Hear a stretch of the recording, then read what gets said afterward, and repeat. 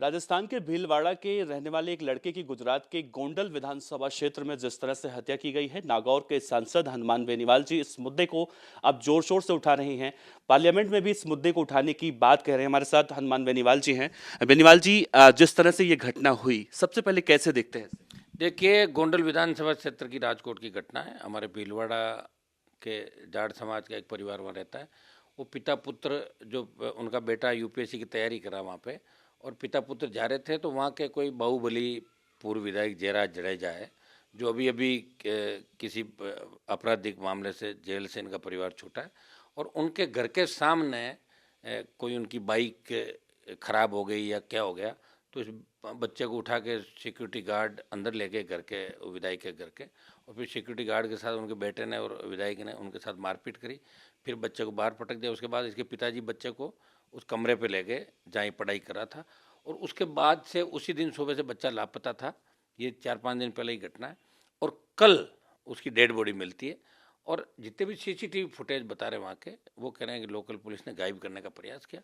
मैं इस मामले के अंदर सीबीआई जांच की डिमांड मैंने करी है, क्योंकि गुजरात पुलिस के अंदर इस बाहुबली का बहुत बड़ा रुतबा है। और मैंने अभी गृह मंत्री जी से टाइम भी मांगा, होम मिनिस्टर से हम मिलें, प्रयास करें हम एचएम या पीएम तक इस बात को पहुंचाएं। और लोकसभा के अंदर मैंने इस मामले को उठाने का प्रयास किया, लेकिन बीच में डीएम के और दूसरे दलों ने जो बेल में नारेबाजी की, उसकी वजह से 0 ओवर के कुछ मामले बच गए। लेकिन मैं प्रयास अभी और करूंगा कि इस मामले में कैसे न कैसे इस परिवार को न्याय मिले।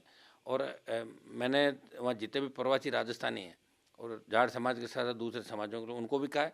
और इस व्यक्ति से पटेल समाज, दलित, जाट, तमाम जो प्रवासी है, वो सब इस व्यक्ति से दुखी है। ये खुलेआम रंगदारी से लेकर दूसरे काम वहाँ पे करते हैं। ये कतई बर्दाश्त नहीं किया जाएगा। आवश्यकता पड़ी तो मैं राजकोट जाऊँगा खुद इस परिवार को न्याय दिलाने के लिए। मामला अभी प्रयास करेंगे लोकसभा के अंदर उठे। क्या परिवार पर किसी तरह का और कोई पुलिस या दबाव बनाया जा रहा है? 100% पुलिस दबाव बना रही है कि डेड बॉडी को उठाएं। मेरी बात हुई उन लोगों से कि आप एक बार वहाँ निश्चित रहें, कोई आवश्यकता नहीं। आरएलपी के कार्यकर्ता भी पहुँच रहे हैं, दूसरे लोग भी पहुँच रहे हैं।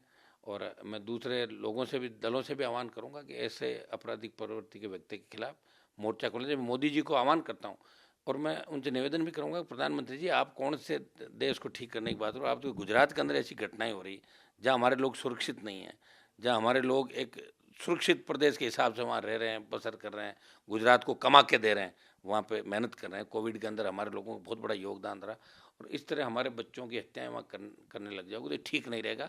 और इस तरह की घटनाएं लोकतंत्र को शर्मसार करने वाली।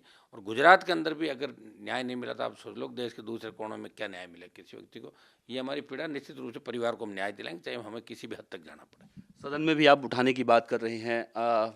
क्या आश्वासन मिला, मतलब क्या समय मिला है आपको? देखिए, 0 ओवर जो हमारा होता है, लॉटरी होती है, तो लॉटरी में तो खुला नहीं, लेकिन बाद में जो एक्स्ट्रा बुला रहे उनमें मैंने प्रयास किया, वो उल्ला हो गया। बाद में उठ गया, मैं फिर वापस कोशिश करूंगा अभी 2 बजे बाद उठा लूंगा। आज की तारीख में मैं इस मामले को उठा लूंगा। प्रधानमंत्री और एचएम से व्यक्तिगत मिलने का भी प्रयास करूंगा। अगर इनके लिए मुझे मिलने भी जाना पड़ा, क्योंकि मैं इंडिया अलायंस में हूँ, लेकिन इस मामले में अगर मुझे मिलने जाना पड़ा तो मैं मिल के भी इस हमारे समाज के इस बच्चे को न्याय दिलाने की पूरी कोशिश करेंगे। इसके बलिदान को व्यर्थ नहीं जाने देंगे। जो भी दोषी है, चाहे कोई भी हो, चाहे हत्या हुई, चाहे और संदेह इस पर जो हत्या का ही आरोप लगा रहे हैं, जो भी हुआ इस घटना में, जो दोषी है वो सारे सलाखों के पीछे होंगे। और सीबीआई जांच की हम डिमांड करें, ताकि दूध का दूध और पानी का पानी हो जाए। गुजरात आप जा रहे हैं फिर? जरूरत पड़ी तो गुजरात जाऊँगा, 100% जाऊँगा। आवश्यकता पड़ी तो आज देख लेते हैं, नहीं तो फिर मैं गुजरात जाऊँगा। इस पीड़ित परिवार से आपकी बात हुई है? मेरी लगातार राजकुमार के पिताजी से लगातार बात हो रही है, एडवोकेट से हो रही, कुछ हमारे समाज के और कुछ पटेल समाज के लोगों से भी मेरी बात हुई वहाँ पे।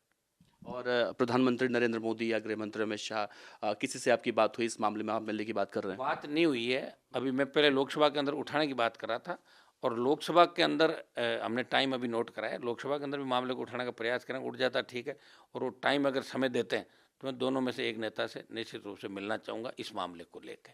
इस घटना के सामने आने के बाद क्या लगता है, गुजरात में इस तरह से निशाना बनाया जा रहा है क्या जाट समाज के लोग? नहीं, ऐसा तो नहीं कह सकते, लेकिन निश्चित रूप से ये किसी न किसी वो मानसिक रूप से या तो मुझे बीमार लगे कि एक यूपीएससी के अंदर पढ़ने वाले बच्चे को, जिसकी किसी से कोई दुश्मनी नहीं, घर के सामने अगर बाइक खराब हो जाए आप उसको इतना मारो या इतना डराओ, और उसकी हत्या कर दो, हत्या करवा दो, तो इससे घिनौना कृत्य नहीं हो सकता। गुजरात को प्रधानमंत्री जी को वापस संभालने की आवश्यकता। हाँ ठीक है, ये सत्ता में बार बार आ रहे हैं क्योंकि कांग्रेस मरी पड़ी गुजरात की, जो बीजेपी को लोग वोट दे देते हैं। बाकी बीजेपी के कर्मों से देश में लोग बीजेपी को वोट नहीं दे रहे हैं, विपक्ष नहीं है इसलिए बीजेपी आ रही है। जिस दिन विपक्ष मजबूत हो गया, एकजुट हो गया, तो उस दिन भारतीय जनता पार्टी सत्ता से बाहर हो जाएगी। देख लो ना, आप 230-35 पे आ गया, ग्राफ डाउन हुआ ना देश के अंदर। शुक्रिया सर बात करने के लिए। गुजरात के राजकोट में जिस तरह से ये घटना हुई है, अब इस मुद्दे को लेकर हनुमान बेनीवाल जी सदन में ये मुद्दा उठाएंगे, साथ ही पीड़ित परिवार को इंसाफ दिलाने की मांग करेंगे और आने वाले समय में अगर जरूरत पड़ती है तो गुजरात के राजकोट भेजाएंगे। कैमरामैन गौरव के साथ देवनाथ पांडे, गुजरात फर्स्ट, दिल्ली।